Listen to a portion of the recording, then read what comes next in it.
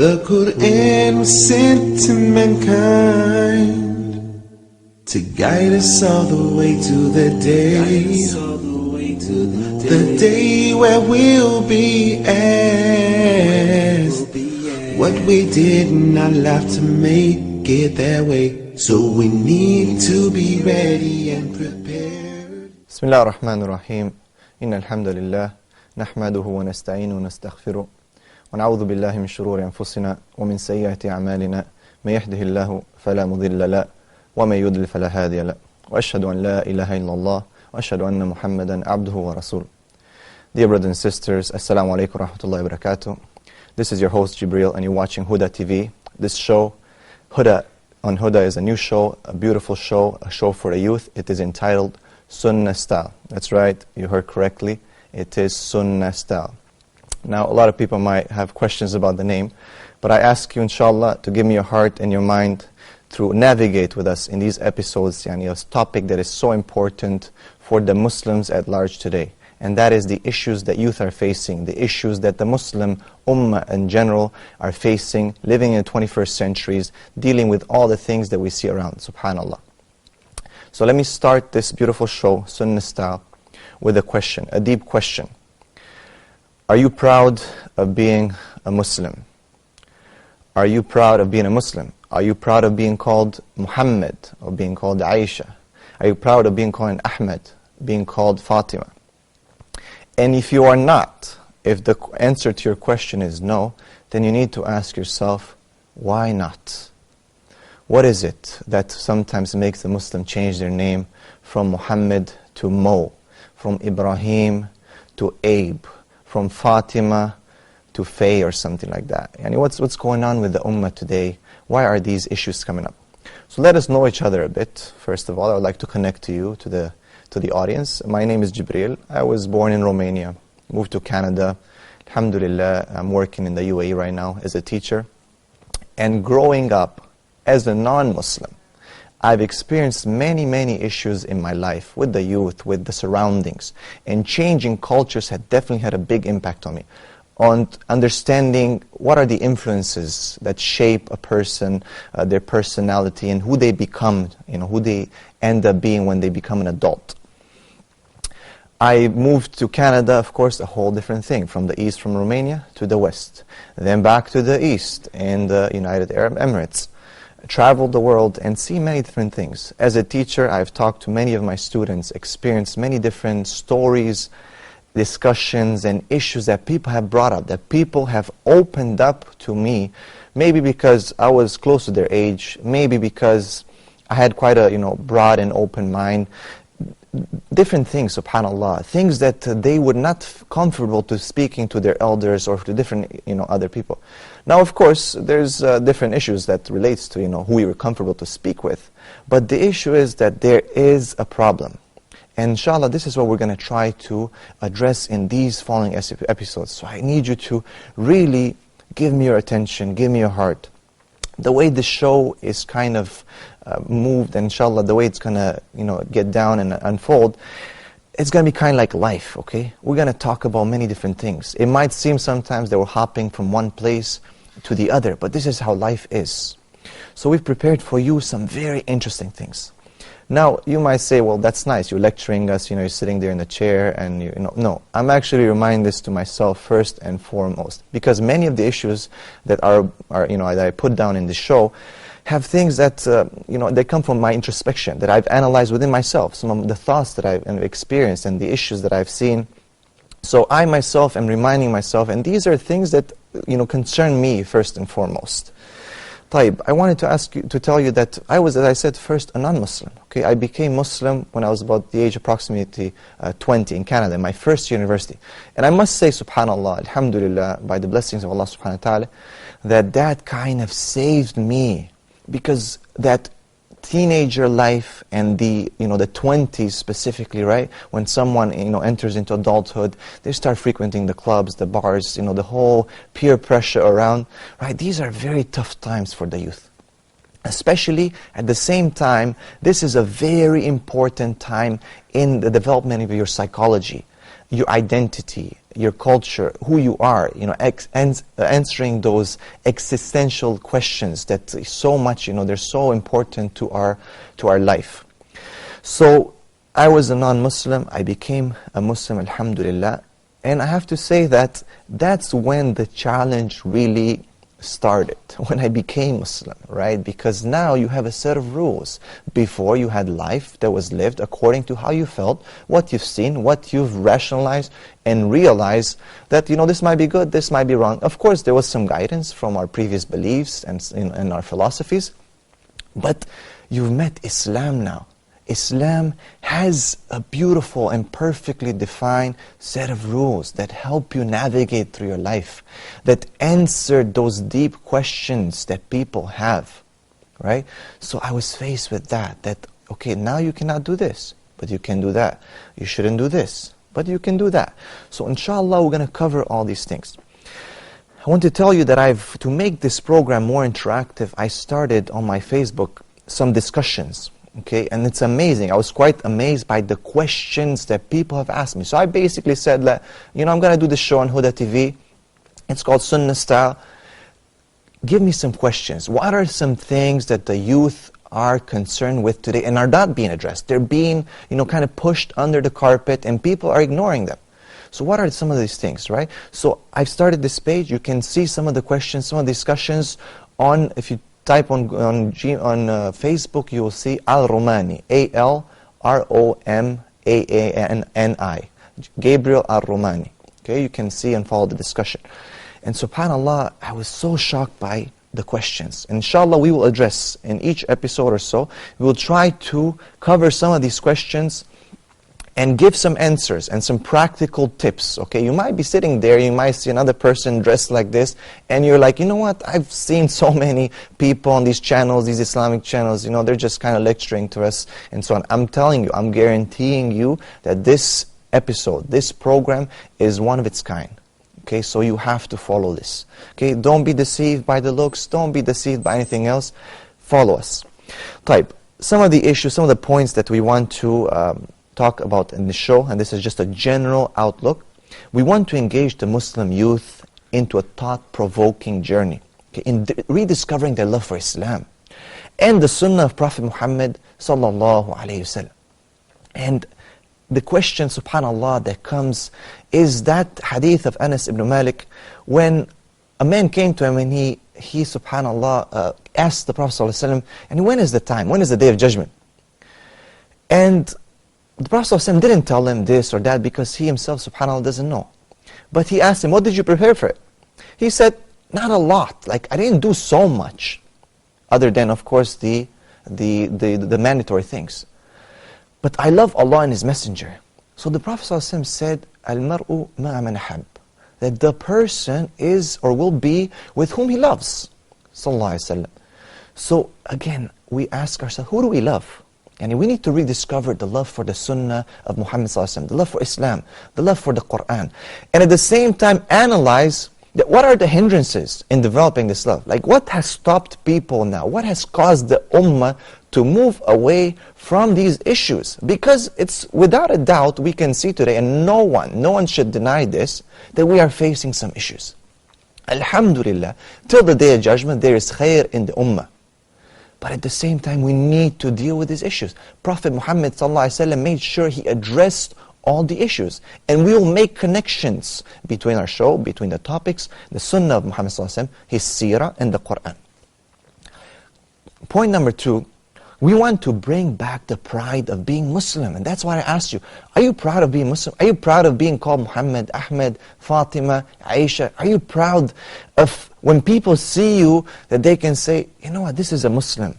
This person is a Muslim. They will know that this is a Muslim. Are you proud of that? So we want to bring this back. The coolness even, right? The word cool today is such widespread. This is cool, that is cool, this is not cool. Is Islam cool for you? And I want to make a disclaimer, right? I'm going to use some terms, and I'm asking you to have patience, and I'm going to try to define them and bring some kind of parallels to them in old terms and new terms to build, to bridge the gap between the youth and the lingo that they are using, and the elder generation, may Allah bless them, and the lingo that they are using. So inshallah, being cool is something, today, being accepted or being something that is popular, right?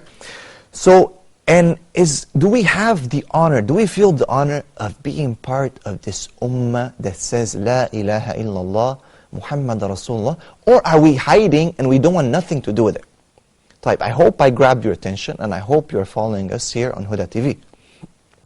At the same time, we want to expose the deception.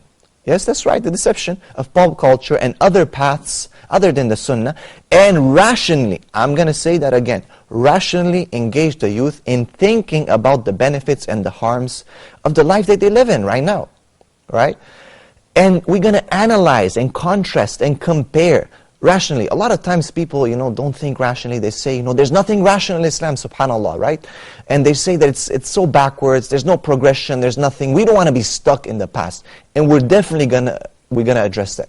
So again, I hope I grabbed you.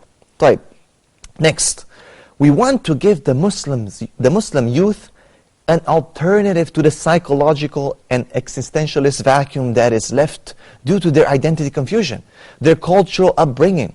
And we're going to make the difference between cultural Islam and Islamic culture. Okay, they're two different things. And we're going to try to touch the youth. We're going to try to reach the youth, touch their hearts, and reason with them. I hope you're following us. I hope I got you. I hope you can go and get your friends and tell everyone you're watching Huda TV, and this is Sunnah Style. We'll be right back after the break. Oh, Allah, we're here on the earth. Assalamu alaikum warahmatullah, and welcome back. You're watching Sunnah Style on Huda TV. If you're just joining us right now, we're just talking about this new, beautiful show called Sunnah Style, talking about the issues of youth, the issues of the ummah at large, the problems that we are faced with today, and addressing them rationally and trying to fill that cultural vacuum, that existentialist vacuum that exists now, today, and trying to make the Muslims feel proud, rediscover their Islam, come back to this deen, to this beautiful path of life, this sunnah of Muhammad sallallahu alayhi wasallam. So we covered a few points. I want to keep going on. We're just introducing the show, inshallah. Now, we talked about the concept of identity, of love, about addressing these things. The youth today, they feel that many things are cool, but Islam is not that cool, right? It's like they have a lack of connection to this deen. But we want to bring them back to that pride of saying that, we belong to Islam. We take pride in Islam. We want to show them things about Islam that they have never seen. Now, they might have been hindered from seeing these things by many different things. By culture Islam, by many different things that people do wrong. They claim that they follow Islam. They claim that they have to do with Islam. Why they might not have anything to do with Islam. And the youth might be seeing these things, the ummah might be seeing this, and they say, you know what? I don't want anything to do with Islam. Or they'll say, I'm just so confused. And today, a lot of people are confused. A lot of my students, a lot of the people that I've talked to, the people that I've taught, youth, they come to and they say, teacher, I'm confused. Brother, I'm confused. I don't know what to do. Where should I go? I don't know where I'm going in life. And time is just running by. Time is just passing by, and they find themselves being 30, 35, 40, and still playing PlayStation, 5, 6 hours a day, wasting their time, and not having done anything with their life, not being married, and we will address the topic of marriage just to get your attention. SubhanAllah. So we will talk about that. A lot of times the only Islam that the ummah knows, that the youth know, is the Islam that they see the elders, may Allah bless them, do, or the other people. And they say, I feel that maybe this is just something for my father or my grandfather, and he doesn't feel that there's something for him or her in this. At the same time, they'll see that there's no purpose in practicing Islam. In the 21st century, today, in this world, there's no purpose. What can I get out of Islam? There's so many things. We're in a race. We're in a race for existing. We're in a race for materialistic things. We're in a race for this life. What can I gain out of practicing Islam? What can I gain out of growing my beard? What can I gain out of praying 5 times a day? I don't see any reason that I should dedicate myself to Islam. Now I want to, again, give a disclaimer. We are not trying to create kibr here, or pride or arrogance, but we want to create that love of the deen, and we will address that as well. We want to show now examples of real men, okay? Because a lot of times, the way our psychologies are built are by taking examples, okay? We look at different people and say, man, this is a cool guy. That is a cool dude. This is a cool girl. You know, so on and so forth. So people start imitating them. Without a doubt today, if we look at the people who are in the forefront, and where do we see these people? Of course, in the media, and we will address the issue of the media. We find that most people who are considered cool, or they're considered like, you know, they got something to offer, right? The ones that are followed, are people who are not practicing, or people who are not Muslim, or people who have no morality, and I have no, you know, shyness in saying that, have no morality whatsoever. Taib? So we want to give the real examples, real people, real stories, such as, you know, people such as Khalid bin Walid, Umar Khattab, and many others of the Sahabas. And we'll get to the Sunnah, specifically to the life of Muhammad sallallahu alaihi wasallam. And to connect, to understand who was Muhammad sallallahu alaihi wasallam. How was Muhammad sallallahu alaihi wasallam when he was a young person? How was Muhammad sallallahu alaihi wasallam in his family? How was Muhammad sallallahu alaihi wasallam with youth? Okay, so we're going to do that, inshallah. And we're going to try to explain, again, rationalize to the youth the dangers of following, you know, 50 Cent and Akon, the dangers of following all the other people in the media and the pop culture. A lot of times people say, oh yeah, you know, these guys are so cool. And you'll find, I mean, all you need to do is go to the mall. Go to the mall, walk around, and you'll see, you know, these people look like Britney Spears. These people look like 50 Cent. These people look like this sports star, or these people look like this actor, or so on and so forth. Why? Because it's without a doubt that these cultures are influencing us. And it's a clash of cultures. It is actually a war of ideas and ideologies. Right? So we're going to try to show them the real courage. We're going to try to link to them to real life stories. We're going to try to show them purpose, sacrifice, and meaning. Okay? We need to understand something very important. When you see these people that, you know, the youth follow these days, these are not real things. And if they are real, they are wrong things. They're not moral things. So we need to keep those things in check. Taib. Another thing, we will try to look at finding meaning in being a Muslim and being a good citizen of this ummah. And what does it mean to be a good person, a good human being? How can you bring benefit to this ummah? You know, a lot of times we just say, well, what can I benefit? How did this person help me? Or what did the ummah do for me? What did my nation do for me? What did my government do for me? What did this person do for me? What did this person do for me? Okay, what did you do for them? This is the question. What did we do? A lot of times it's very easy to diffuse responsibility, to blame people. This is a very easy, you know, to use scapegoats. But what about blaming ourselves sometimes, okay? We need to give both sides of the coin, okay? And we will do that, inshallah, in this show. Taib. Another thing is that we will talk about identity crisis, okay, that we're facing today's time. And we have so many different shows and so many different topics. We will talk about ignoring the problem and the fitnas around this. And I want to kind of give you an interesting thing. When I started talking about these issues, a lot of people in my community, and I'm sure you have experienced it, will, you know, told me, Brother Jibril, Brother Gabriel, why are you talking about these things, man? You shouldn't even bring these things up. You're spreading fitna. And I said, A'udhu Billah, how am I spreading fitna? Do you know what fitna means, first of all? And how am I spreading fitna when I'm addressing these issues? Did Prophet Muhammad sallallahu alaihi wasallam not address issues in his ummah? Did he not address issues on the minbar? Did he not address the issues? Did he not talk to the young person who came to him and said, "Oh Allah's Messenger, allow me to commit zina. Give me permission to fornicate." SubhanAllah. What did he say? Get away from me. I don't want to talk to you. How can you talk about this? You should be shamed that you're talking about these things. No. He spoke to him. He rationally explained to him in such a beautiful way, subhanallah, and he addressed that this person found and understood the issue, and alhamdulillah, changed himself. So ignoring the problem is not a thing. So people used to tell me, why are you talking about it? Why? Why are you talking about people leaving Islam? Or why are you talking about, youth not practicing or so on? And I said, you know what, brother? This is what I'm doing. This is what I feel it's important. SubhanAllah, after some time, the same people came to me and they said, I need your help, brother.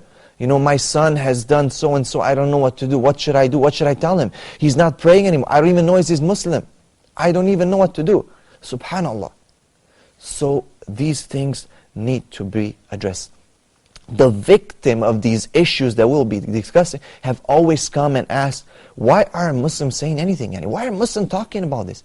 Why are Muslims talking about this in the khutbahs, in the lectures, on TV?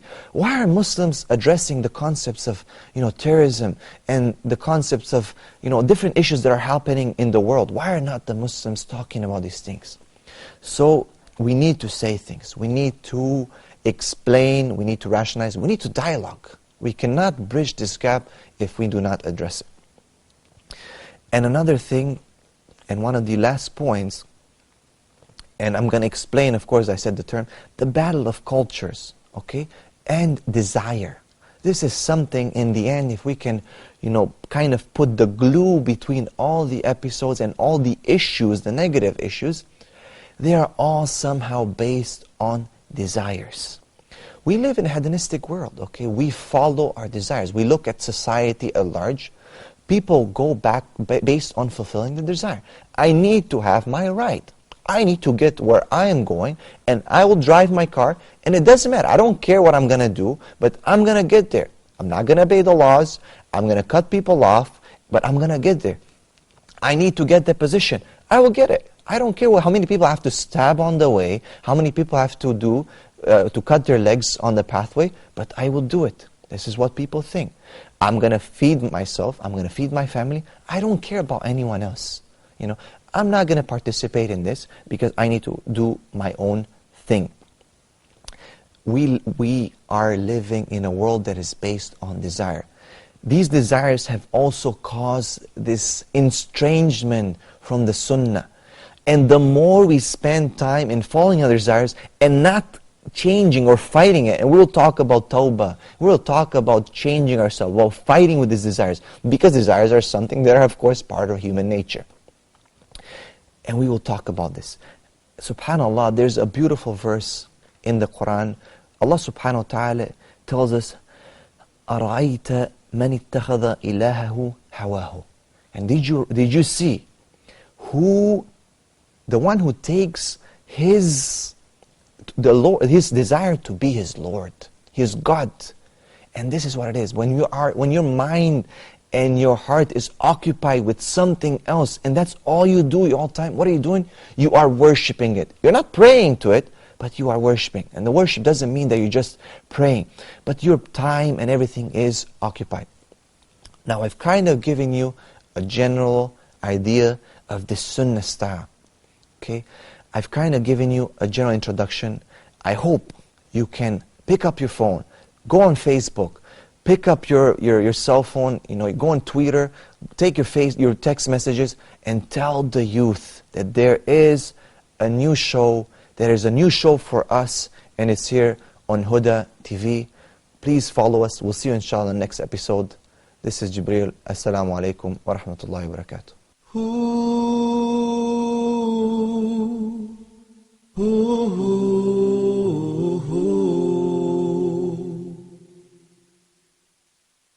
The Quran was sent to mankind to guide us all the way to the day where we'll be asked what we did in our life to make it that way. So we need to be ready and prepared.